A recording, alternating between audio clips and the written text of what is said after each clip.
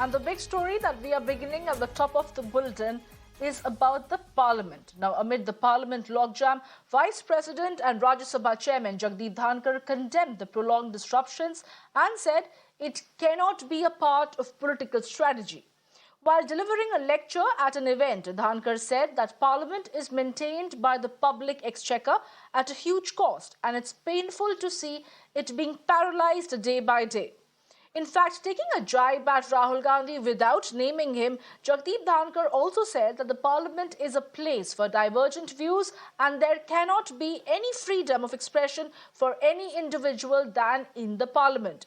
Meanwhile, the opposition has hit back, saying it is the duty of the government to ensure smooth functioning of the House, and it is the government that disrupted Parliament in the first place by repeatedly asking Rahul Gandhi to apologise for his London remarks in the second last of the budget session. Parliament is a place for divergent views, indigestible views, reflection of the other point of view. There can be no greater freedom of expression for an individual than in Parliament. For a simple reason, there is immunity provided to parliamentarians from civil and criminal action. That members of legislature must distinguish themselves between legislative obligations and party compulsions. No one can be more intimately associated with parties and stance where public interest is required as the one who sits in my chair, either myself or deputy chairperson. Prolonged disruptions and disturbances as part of political strategy. Fortunately, the interruption is being caused these days by the ruling party. We are watching that the whole second leg of the budget session has been washed away mainly because ruling party had been agitating from day one, calling upon Rahul Gandhi to apologize, without which the House would not run. Don't allow leader of opposition to speak, switch off his mic. When you don't allow Mr. Rahul Gandhi, he wants to speak, he was not allowed to speak. And when BJP was in government, what happened?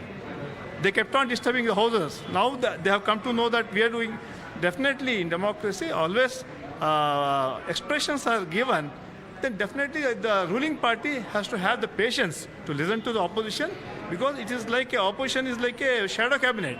They have the responsibility. Whatever happens, opposition has a say, government has its way. At the same time, they should have minimum courtesy to listen to the opposition. And to discuss this further, I'm joined by a guest this afternoon. I'm joined by R.S. Patania, who is a BJP spokesperson. I'm also joined by Advocate Mahima Singh, who is a Congress spokesperson, and Anirban Banerjee, who is a political analyst. Good afternoon to all our guests, and thank you for taking out time for joining us and discussing today at Mirror Now this very important issue that we are highlighting, given the fact that the budget session of the Parliament is underway, but there is no real legislative business of the House taking place. And then, in this occasion, when the chairman of the Rajya Sabha makes a statement pointing it out that disruptions cannot be a part of your political strategy, because eventually it's a cost to the exchequer, because of which the Parliament functioning is becoming extremely costly and no work is being done. My first question will go across to Mahima Singh, who's a Congress spokesperson. Ms. Singh, you heard what the Rajya Sabha chairman had to say when he says that the parliamentarians enjoy certain privileges and immunity against conviction.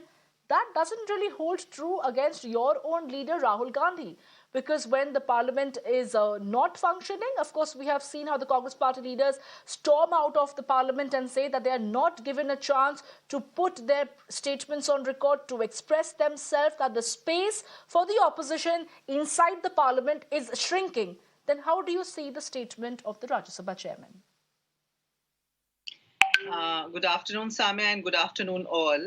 As a responsible, constitution-believing citizen of this country, I'd like to be hopeful and believe that the Honorable Vice President has given this warning to the self-sponsored attack by the BJP that has held back the proceedings at the parliament for the past so many days, ever since March 13, if I may say so, because they don't want the questions on the Adani issue to be raised. So it is unprecedented, and for the first time in the history, that the treasury benches of the parliament have had a systematic plan in place to not let both the houses function, to absolutely paralyze the functioning. This is the ruling dispensation we are talking about. And they're the same people that were responsible for disrupting the parliament when they were sitting in opposition. And now they're sitting in ruling dispensation, yet that is what they are doing. And I'm reminded of Mr. Arun Jaitley's quote here, which in 2012 he wrote from the parliament. He said, disruption is a legitimate form of protest. So let me remind the BJP of that. And I think that's what the vice president also, that's the ideology he knows that the BJP comes from. Because vice president, I believe, is a constitutional post. And I would like to believe, however, so that the vice president is embodying the neutrality that he is supposed to embody. So yes, what has happened to our leader, Mr. Rahul Gandhi, has been watched by the world. In fact, reactions have started coming in because it is the largest democracy of the world and we don't function in isolation, unlike how the BJP believes, Samya. So let me just say that what Honorable Vice President has said, this is how I would like to see that as a Congress, as a Congressite, as a citizen of this country. And I'd like the BJP to take that clear-cut message from what the Vice President is saying and let the Parliament function and let the relevant questions be answered. And anyway, I mean, what has already happened? A budget, a finance bill has been passed in a Lok Sabha, again historical, unprecedented, unfortunate, without a discussion. That's your and my money, Samya. So I would like at least a debate to happen in Rajya Sabha, and we'd say that the Vice President should keep up the neutrality and rather name the BJP rather than keep his comments neutral, rather than keep his comments, low-key. He might as well Absolutely. Ms. Singh, let me take that question across to R.S. Patania, who is a BJP spokesperson also over here. Mr. Patania, you just heard what the Congress spokesperson was saying, that the message that the Vice President, Mr. Jagdeep Dhankhar, the Rajya Sabha chairman, is putting it out into public domain is not just for the opposition, but it's also for the treasury benches. Because the opposition party often says that it's the treasury benches who is not in their seats, they are out in the well, they are holding the legislative business of the House to ransom, which has never been witnessed in the history. Thus, the BJP gets this message because even before the House functions, the BJP leaders, the treasury benches are out demanding Rahul Gandhi's apology. Why doesn't the BJP let it to the wisdom of the chairperson, the chairman or the speaker to decide whether the House should function or not? Madam, it is really a trailblazer. The Vice President of India, who ex officio is the chairman of Rajya Sabha also, he has flagged that issue. If I will very kindly refer to a speaker's conference of 2001, whereby it was unequivocally and unanimously observed that unlike the House of Commons in UK, which sits for an average 150 days in a year, and one sitting extending up to 6 to 8 hours. But in India, the Lok Sabha sitting on an average on 60 days and Rajya Sabha sitting on an average about 65 to 66 days. So there is an unequivocal resolution that both the houses of parliament and should function for at least 110 days and 90 days for legislative assemblies. We are not able to observe this minimum deterrent, which we have unequally and unanimously resolved. Before falling into that trap, this tutu meme and this war of words and this tug of war, my very, very respectful submission for that Mr. Rahul Gandhi criticizing a government's policies, programs, that is one aspect. But going all fire and brimstone against the idea of democracy, against making false allegations, it's very unfortunate. I myself had been a member of the Legislative Assembly of Jammu and Kashmir. Whosoever the speaker is allowed and asked by the speaker to speak, only his mic will be allowed to function. This is not like that among a house of 500 and something members, everybody will go on and speak. And he says, open up my mic, this will end to a confusion. So this is a bad charge. Simply Rajnath Singh ji or some senior members asking an apology, that even in a democratic way, that doesn't amount to disruption, but what Congress has been doing. My very, very respectful submission to the learned members of the Congress, please don't waste this very, very precious time, which involves the taxpayers' money, which involves the public time, which involves, we could say, the audit paras, call attention motions, question or bills. And there need to be discussion. The essence of the democracy is discussion, to discuss, debate, and deliberate. And you have all right to. You have a right to expose, you have a right to oppose, and you have a right to depose. But there is always a Lakshman Rekha, nothing like it that you will not allow So, any Mr. business to Patania, be if the transacted. opposition party has the right to oppose and depose, why doesn't the opposition party leaders get a chance to place on record their statement even before the House can begin? The House stands adjourned. We have been seeing in the matter of seconds. The House is adjourned for the whole day. The opposition party is not even allowed to protest, which is their due right. And let me take that question across to our other guest, Anirban Banerjee, who is also joining us, a political analyst. Mr. Banerjee, you just heard what the BJP has to say. You heard what the Congress had to say. Both of them feel that Parliament is a forum meant for debate and discussion. Then who is stopping them from having the debate and discussion? If Rahul Gandhi is demanding an investigation, he is not allowed to make a statement inside the parliament. He is made to say that first you apologize, only then will you make a statement. The treasury benches is raising slogans which has never really been seen in the past. So who is holding the legislative business of the House to ransom when both BJP and the Congress wants the parliament to function?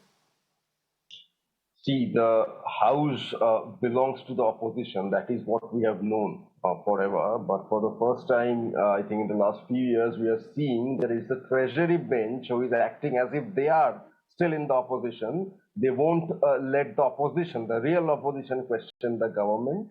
They won't let the House to run. And this, I think, if I'm not very wrong, the 8th consecutive session which is being disrupted. And the responsibility, the liability of these disruptions falls squarely upon the shoulders of the treasury bench, the government, that is the BJP. Because every time the opposition tries to bring up an issue, it is completely the freedom of the opposition, what issue they will want to bring up in which session. Every time they try to bring anything up, whether it's the Adani issue, the LIC, State Bank issue, the farmers bill, anything, they are not just stopped, they are actually heckled. The members of the parliament, honorable members from the opposition, they have been heckled in the past. Their mics have been turned off. Even the cameras have been turned off at times. We have seen that the Lok Sabha TV broadcast, it was stopped for some time. And this latest session, we are witnessing something unprecedented. Even before the session of the day is properly functioning, maybe within a few minutes or a few seconds, as you are mentioning, the speaker is calling the day off. Therefore, what is the exact intention of this government? Do they even want to face any question? The Honorable Prime Minister does not really come to the parliament. He does not answer any question in the parliament. He does not face the reporters.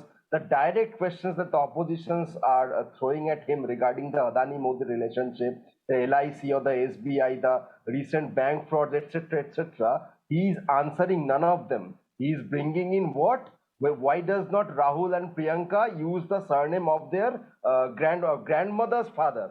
That is the issue the Prime Minister chooses to answer on.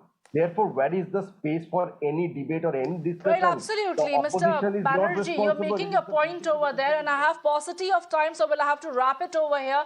I thank you, Mr. Patania and Ms. Singh, joining me over here to discuss this further. And of course, like we have made it amply clear that both the BJP and the Congress wants the House to function. Perhaps there has to be an intervention that the government needs to make to bring both the warring heads together and ensure that the public exchequer's money is not wasted in the constant disruption, as mentioned by the Rajya Sabha chairman himself.